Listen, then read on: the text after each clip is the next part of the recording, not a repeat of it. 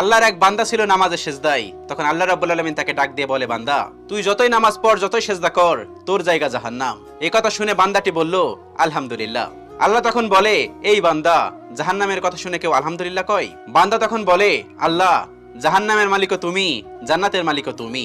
তুমি আল্লাহ খুশি হয়ে যদি আমাকে জাহান্নামও দাও, তাও আমার আপত্তি করার কোনো অধিকার নেই। আল্লাহ তখন বলেন, বান্দা, জাহান্নামে গেলে তুই পুড়ে যাবি, তোর খুব কষ্ট হবে।